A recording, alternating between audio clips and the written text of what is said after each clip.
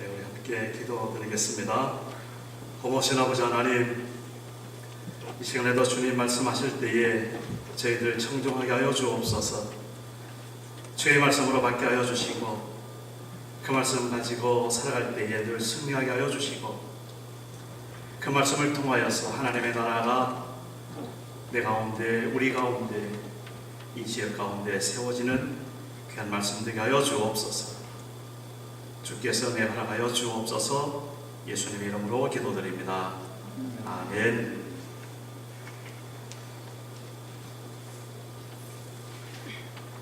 네, 대단히 반갑습니다. 그리고 참 보고 싶었습니다. 이 사람을 기다리는 마음이 참 좋은 것 같아요.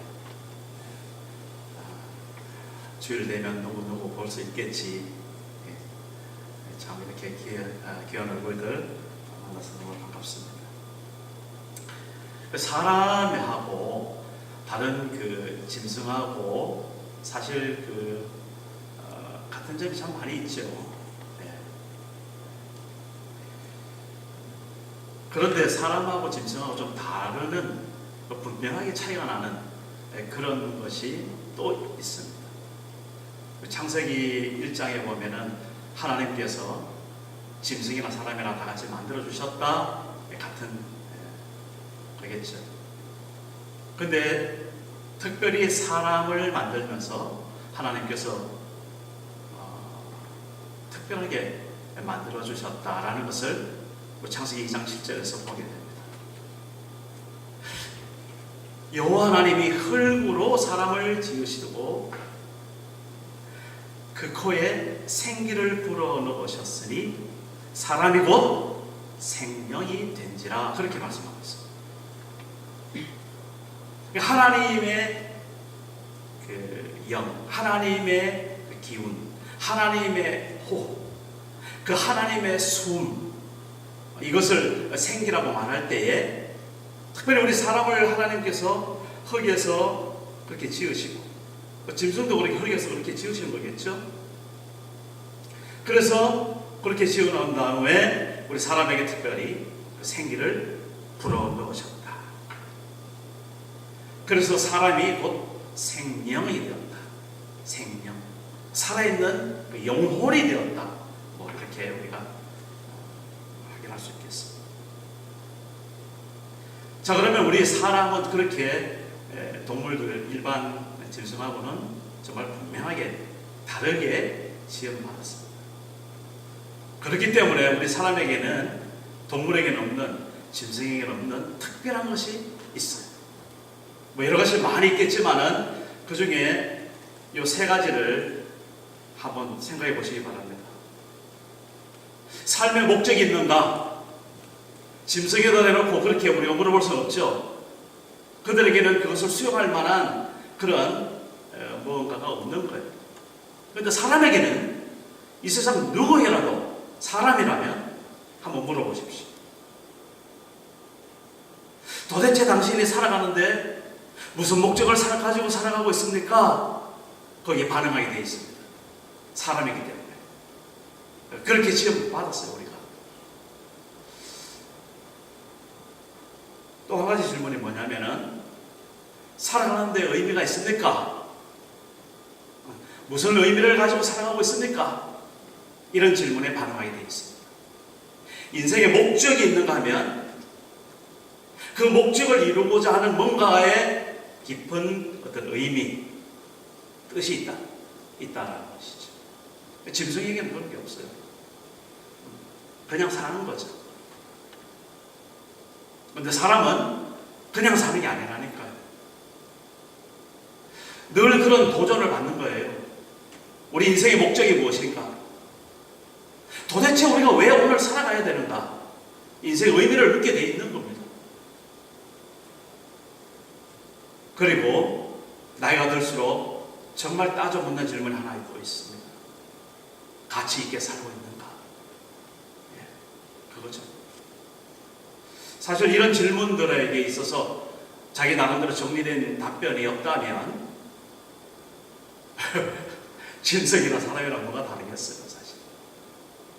근데 오늘 우리 이 자리에서 함께 예배 참여하면서 정말 우리가 하나님 앞에 예배드리는 이 자리에서 하나님은 우리를 생명으로 그렇게 지어주셨는데 우리가 우리 인생에 있어서 목적을 가지고 살고 의미 있게 살고 정말 가치 있게 사는 그런 존재로 하나님 앞에 지금 서 있다는 사실, 이 사실 하나만 해도 분명히 우리가 확인할 수 있고 거기에 뭔가 나름대로의 삶을 정리하고 답변할 수 있다면 축복된 사람입니다.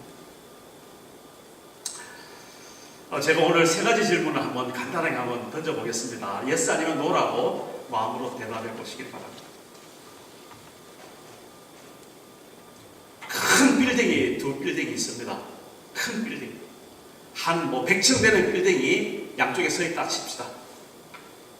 그리고 그 빌딩 사이로 줄을 하나 쳤습니다. 그리고 그 줄을 건너가려고 하는 그런 초대에 본인이 이제 초대를 받은 거예요. 그럼 가장 걱정되는 것은 뭐 여러 가지 많이 있겠지만 정말 안전한가 하는 것이죠. 뭐 다른 질문 다 빼고 그 안정성에 있어서 분명히 확인을 하고 본인이 응답할 거예요. 그런데 그 빌딩 사이로 줄친 사람이 그렇게 말을 합니다. 이 줄은 쇠로 그리고 강철로 그 중에서 그리고 몇 개 꼬아가지고 사람의 그 무게는 그냥 상대가 안 되는 그런 강력한 쇠줄입니다. 이거는 사람이 많이 웬만한 그런 힘으로는 끊어낼 수 없습니다. 사람이 왔다 갔다 얼마든지 할 수 있는 그래서 보십시오. 실제로 보니까 줄이 아주 굵직하게 쫙 늘어져 가지고 절대 우리 사람의 경우로는 끊어지지 못할 그런 줄인 거예요. 그러면서 마지막에 그러는 거예요. 그런 줄인데 그 연결 어느 한 군데 그 쇠가 살아서 혹시 끊어질지도 모르겠습니다 라고 말한다면, 여러분 모든 기술 다 갖추고 얼마든지 경험도 있다 하지만 그 안정성 하나만 보고 판단해 볼 때 올라갈 사람이 있습니까? 없습니까? 묻는 게 바보죠. 다른 연결된 그리고 모든 재료들 그 줄이 완벽하다 할지라도 그 어떤 한 자리, 그 조그만한 어떤 그 녹슨, 그리고 뭔가 확신할 수 없는 미지수가 있을 때 사람은 거기 올라탈 수 없는 거예요. 또 한 가지 질문하겠습니다. 큰 물통이 있습니다. 아주 100% 정류가 된 기가 막힌 천연 음료수입니다. 물이 얼마나 깨끗한지 굉장히 큰 드럼 속에 얼마든지 마셔도 되고 거기 쓸 수 있는 귀한 물이 있습니다.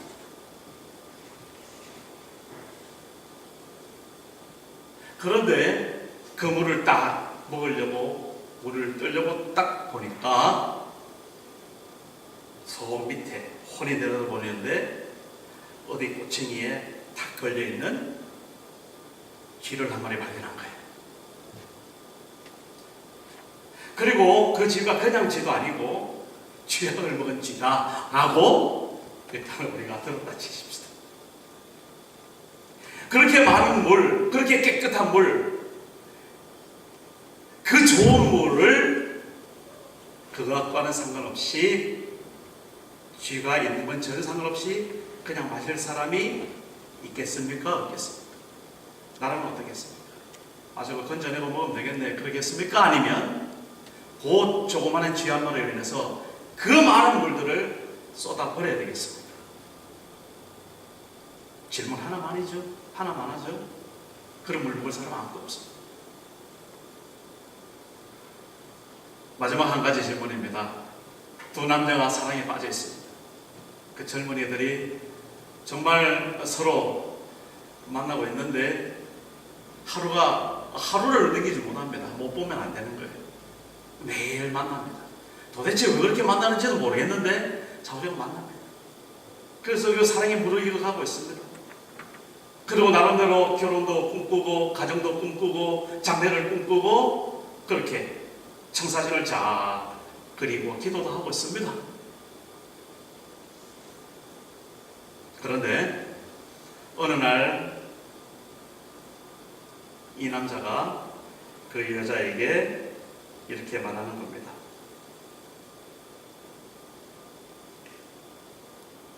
제가 당신으로 말할게요. 당신을 보니까 정말 내 마음이 녹습니다. 나의 모든 것을 당신에게 바치고 싶습니다. 내가 당신과 평생도록 마음 변치 않고 살겠습니다.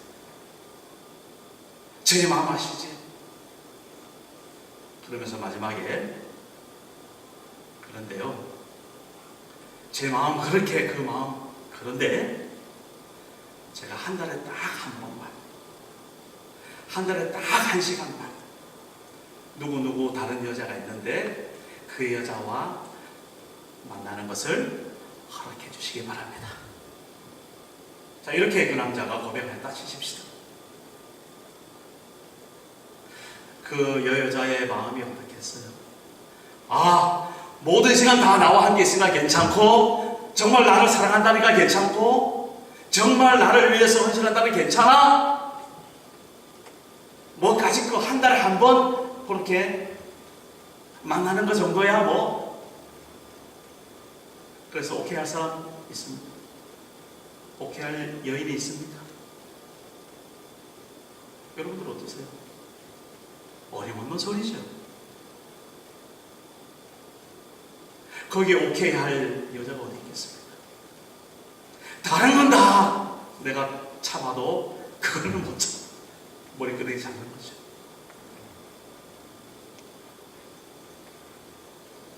제가 왜 이렇게 질문을 그냥 두서없이 드리나 하면, 우리가 하나님 앞에 서는 마음, 우리가 하나님을 섬기는 마음, 우리가 하나님 앞에 예배드리는 마음, 우리가 하나님 앞에 살아가는 그 마음이 정말 하나님 보실 때에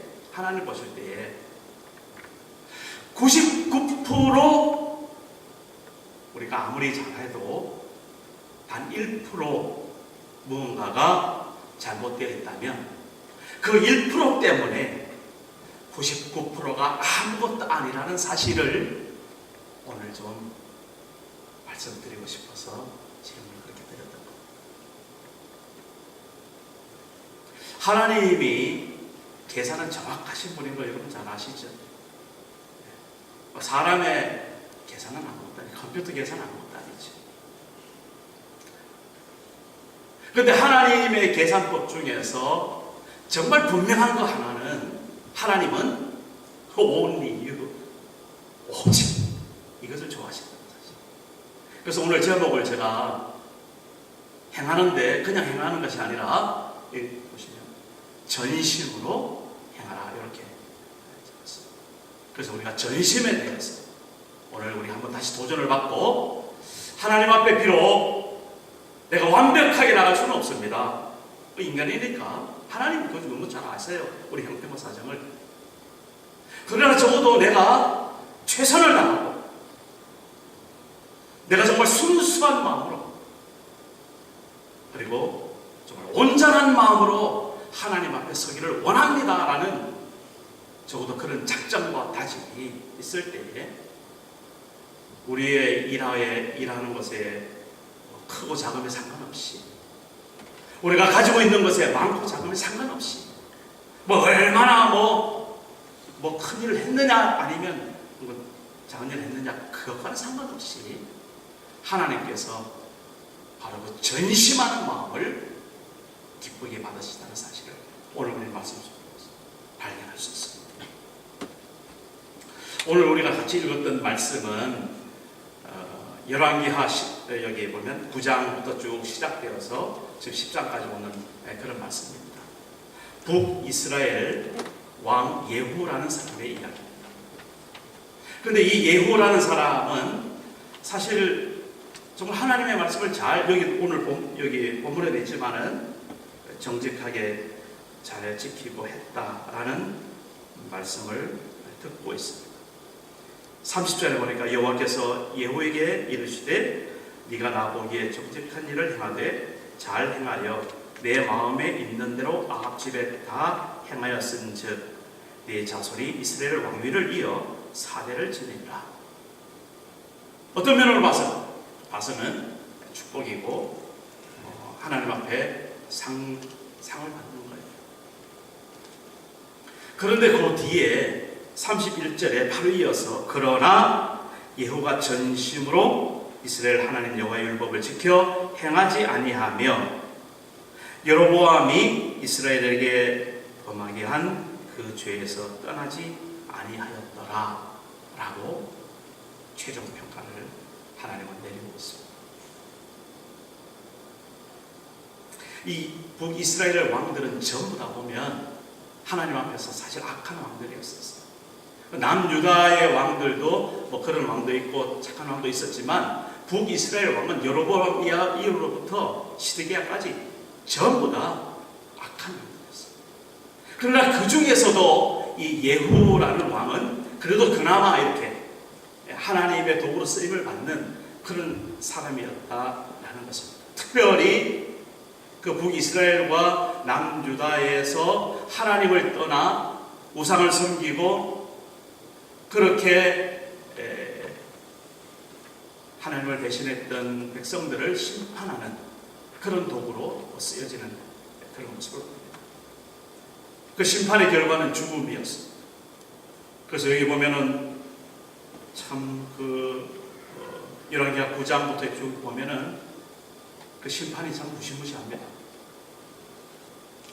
어떻게 생각하면 과도하다 싶을 정도로 그렇게 예후가 칼을 쓰는데 그야말로 주변에 있는 사람들을 다 죽이는 거예요. 다 죽이는 거예요.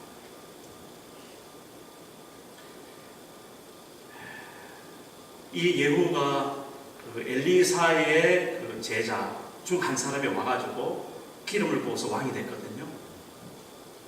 그런데 그렇게 이제 왕이 되고 난 후에 말하자면 이제 그 쿠데타를 일으키는 거죠. 기존에 있던 왕들, 북이스라엘이든 남유다이든 다 죽이는 거예요. 그리고 아합 왕의 부인이었던 이세벨까지도 다 죽여요. 그 주변에 있는 모든 사람이 정말 한 사람도 없을 정도로 피바다를 만드는 거예요.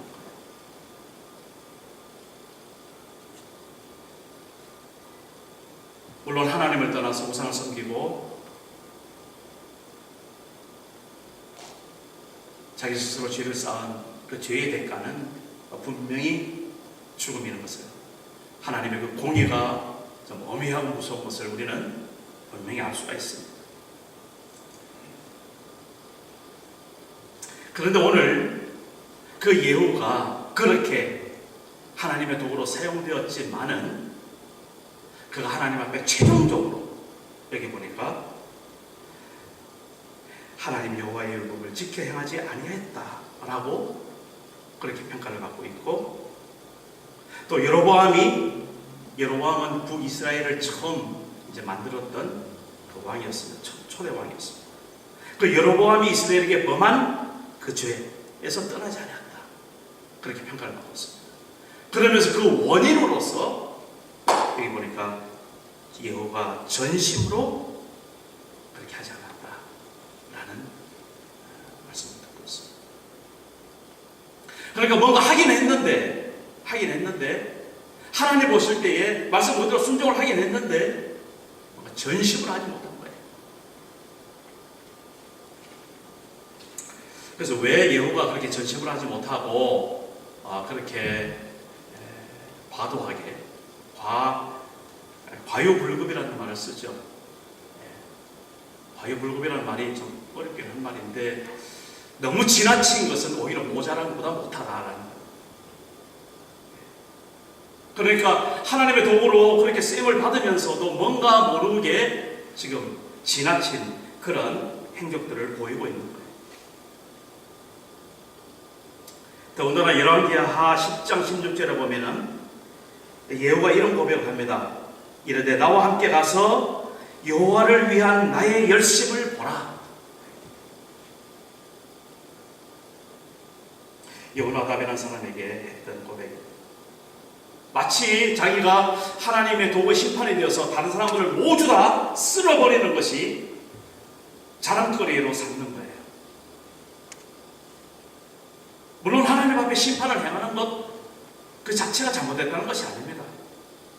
근데 무언가 모르게 지금 이 예후가 다른 게 섞여 있다는 것이 감지가 되는 거예요. 뭐 이렇게 다른 사람 죽는 게 그렇게 기쁘고 좋았겠어요. 생명이 죽어나가는데. 그것도 왕족들이,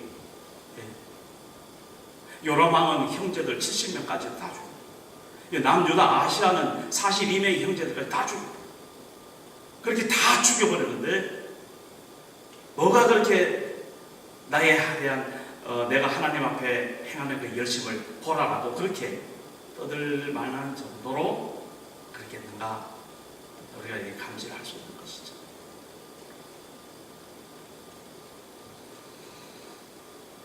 그래서 구체적으로 이 예후의 마음이 어떤 마음이었는가, 그 심판을 하면서 그런 도구로 사용되어지면서 그 예후가 품었던 마음을 좀 이렇게 분석하는 모습이 있는데, 그 첫 번째는 사실은 예후가 하나님 앞에 불신의 마음이 있었다라고 신학자들은 주장합니다.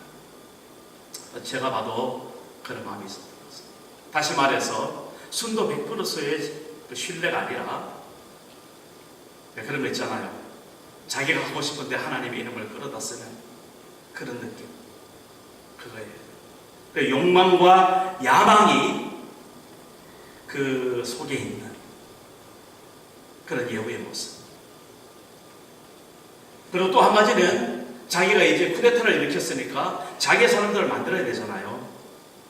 타협하는 모습.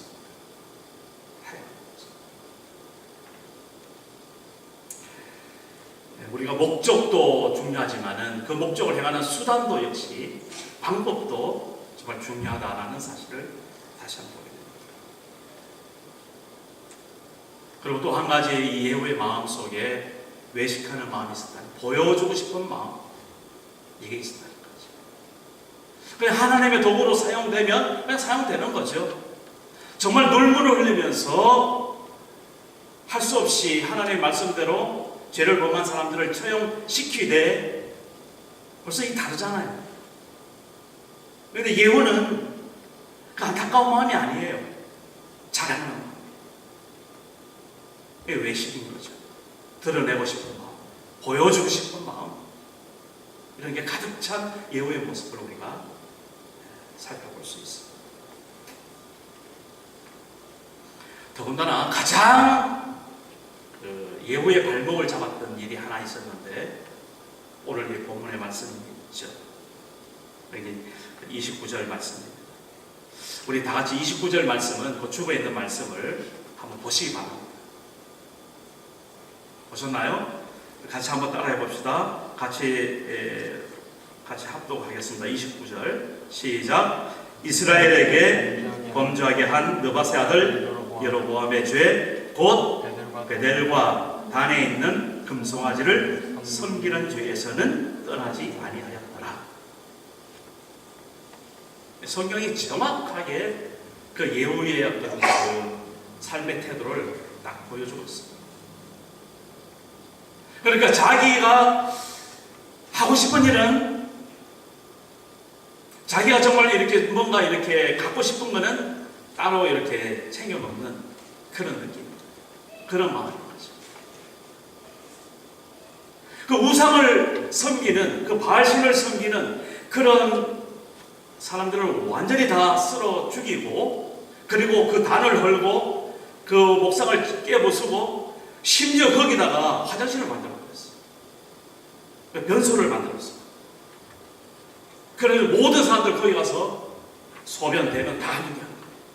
그 정도로 완전하게 그 바알 신상을 회파했던 그 예후가 그 정도 되면 정말 하나님 앞에 정말 순결하잖아요. 하나님 앞에 정말 깨끗하게 설 수 있잖아요. 그런데 그런 일을 행하는 예후가 한 가지 딱 숨겨놓은 게 있는 거예요. 바라마는 건 무슨 말이면 여로보암 왕이 그렇게 처음에 지어놨던 그 베델과 단에 있던 신상, 그게 특별히 무슨 신상입니까? 금송아지. 그거는 그대로 놔두는 거.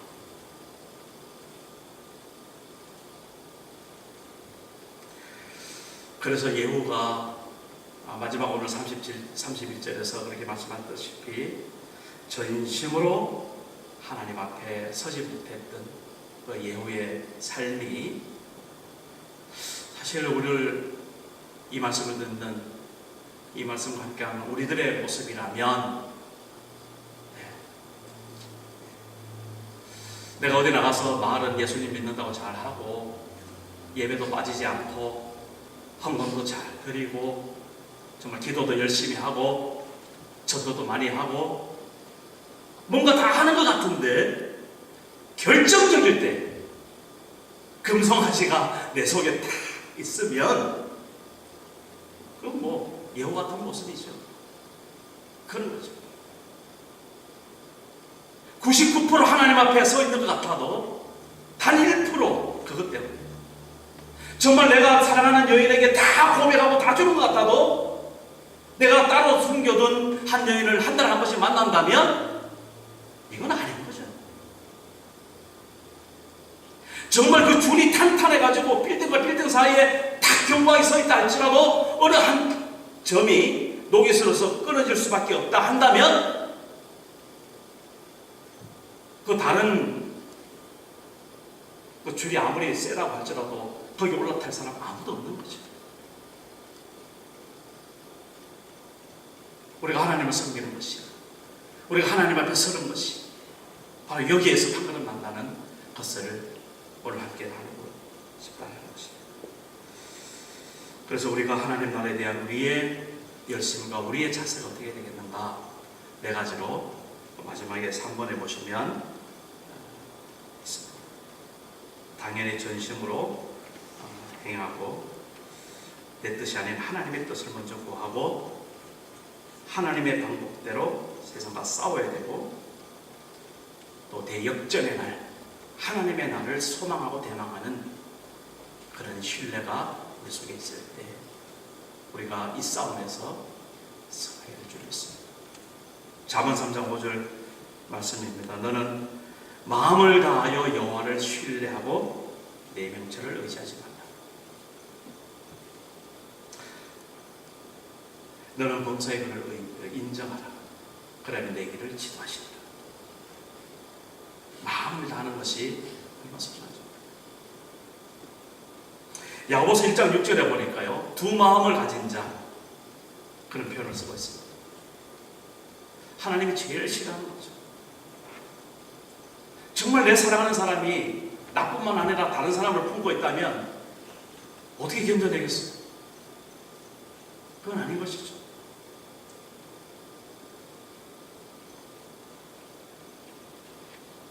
사무엘상 16장 7절에도 보면은 하나님은 우리 사람을 외모로 택하지 않으시고 그 중심을 보시는 하나님이다 말씀하고 있습니다.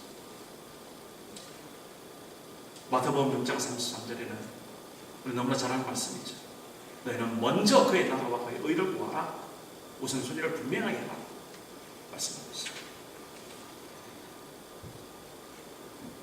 데살로니가전서 5장 16절부터 쭉 말씀이 있는데 제가 한번 읽어드릴게요. 항상 기뻐하라. 쉬지 말고 기도하라. 범사에 감사하라. 이것이 그리스도 예수 안에서 너희를 향하신 하나님의 뜻입니다. 성령을 소멸하지 말고 예언을 멸시하지 말고 범사해하려 좋은 것을 취하되 악은 어떤 모양이라도 버려라.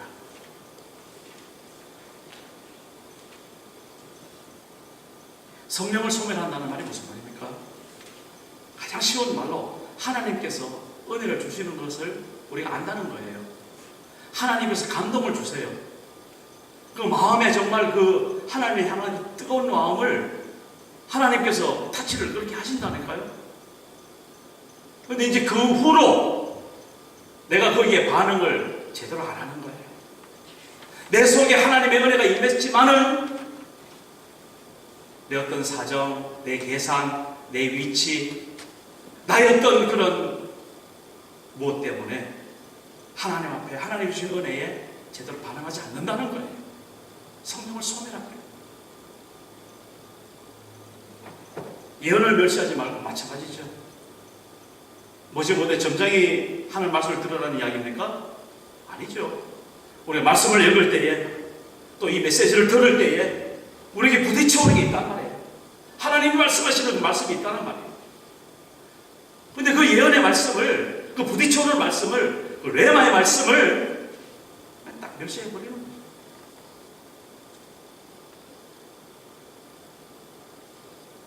그렇게 하지 말라고 분명히 말하고 있습니다.